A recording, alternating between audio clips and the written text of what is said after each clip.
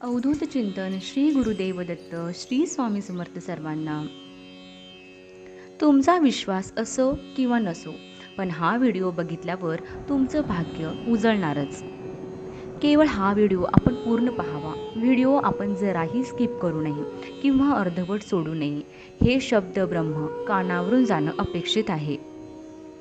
तर मित्रांनो, या व्हिडिओला सुरुवात करण्यापूर्वी मी या दत्त परिवाराच्या वतीने श्री दत्तगुरूंच्या पावनचरणी अशी प्रार्थना करते की तुमच्यावर आणि तुमच्या कुटुंबावर सदैव दत्तगुरूंची कृपा राहो आणि तुमचे इच्छित मनोरथ पूर्ण होऊन तुम्हाला निरोगी आरोग्य, सुख, शांती, समृद्धी, संपत्ती आणि समाधान प्राप्त हो.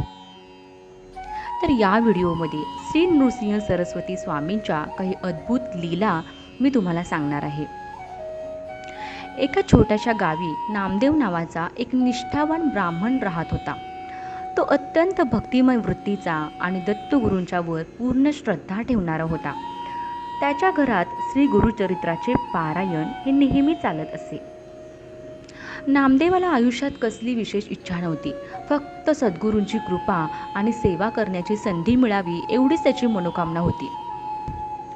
एका रात्री नामदेवाला एक विलक्षण स्वप्न पडले. त्याच्या समोर एक तेजस्वी प्रकाश प्रकट झाला आणि त्यामधून नृसिंह सरस्वती स्वामींचे दिव्य रूप प्रकटले. त्यांचे तेज इतके प्रखर होते की नामदेव भारावून गेला. स्वामी मंद स्मित करत म्हणाले, नामदेवा, उद्या गुरुवार आहे. तुला एक मोठा अनुभव येईल. धीराने आणि श्रद्धेने त्या मिळणाऱ्या संकेतांचे पालन कर. नामदेव झटक्यात जागा झाला. त्याच्या अंगावर रोमांच उभे राहिले होते. स्वामी काहीतरी संकेत देणार आहेत. स्वामींच्या कृपेने कसली तरी विलक्षण अनुभूती होणार आहे या विचाराने तो अतिशय आनंदित झाला. तर स्वामींनी सांगितलेली गोष्ट नक्की काय असू शकेल हा एक विचार त्याच्या मनात तरळू लागला आणि तो त्या विचारातच झोपी गेला. सकाळ झाली. तो नेहमीप्रमाणे श्री गुरुचरित्राचे पारायण करू लागला. पण त्या दिवशी काहीतरी वेगळे वाटत होते. त्याच्या मनात गूढ शांती होती, पण सोबतच एक विचित्र उत्कंठा होती. अचानक त्याच्या घराच्या दारावर जोरात आवाज झाला. कोणीतरी घाईघाईने दार ठोठावत होते. नामदेवाने दार उघडले तर समोर एक गरीब मनुष्य उभा होता. त्याचा चेहरा चिंतेने काळवंटलेला होता आणि ती चिंता त्याच्या डोळ्यातही स्पष्टपणे दिसत होती. तो म्हणाला, पंत, कृपा करा. माझ्या पत्नीला भयंकर ताप आला आहे. कोणताही उपाय चालत नाहीये. वैद्यांनीही हात टेकले आहेत. आता तुमच्याकडूनच आशा उरलेली आहे. तो असे व्याकुळ स्वरात म्हणू लागला. नामदेव क्षणभर गोंधळला. त्याला सुचले नाही की काय करावे. मग त्याला स्वामींचे स्वप्न आठवले. त्याने तात्काळ आपल्या पूजेतील उदी घेतली आणि त्या गरीबाला दिली. ही उदी तिच्या कपाळाला लाव आणि थोडी पाण्यात मिसळून पाच. स्वामींची कृपा होईल. गरीबाने ती उदी श्रद्धेने घेतली आणि घरी जाऊन तसेच केले. काही वेळातच आश्चर्यकारक गोष्ट घडली. त्याच्या पत्नीचा ताप उतरला आणि ती पूर्णपणे बरी झाली. तो गरीब माणूस परत नामदेवाकडे आला. त्याच्या डोळ्यात आनंदाश्रू होते. आता तो अतिशय आनंदी दिसत होता. पंत, हे केवळ तुमच्या कृपेने झाले. माझी पत्नी पूर्णपणे बरी झाली आहे, तो कृतज्ञतेने म्हणाला. ते ऐकून नामदेवाच्या मनात विचार चमकून गेला. हे मी काय केले? हे सर्व स्वामींचेच आहे.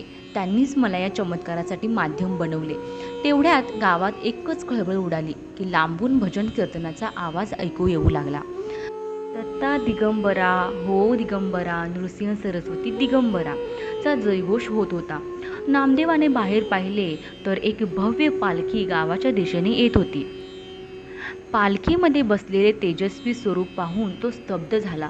ते नृसिंह सरस्वती स्वामीच होते. संपूर्ण गाव नतमस्तक झाले. स्वामींनी प्रेमळ दृष्टी टाकली आणि मंद स्वरात म्हणाले, नामदेव, भक्ती आणि श्रद्धेचा खरा अर्थ तुला आज समजला आहे. सत्य सेवेत आहे, समर्पणात आहे. नामदेव भावनांनी भारावून गेला. त्याने स्वामींच्या चरणी लीन होत त्यांना वंदन केले.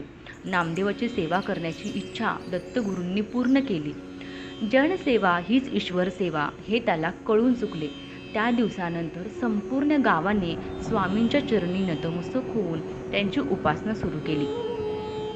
नामदेवाच्या आयुष्यातील ही घटना सगळीकडे पसरली आणि स्वामींच्या अलौकिक लीलांचे दर्शन घेण्यासाठी भक्तगण मोठ्या संख्येने त्या गावी येऊ लागले.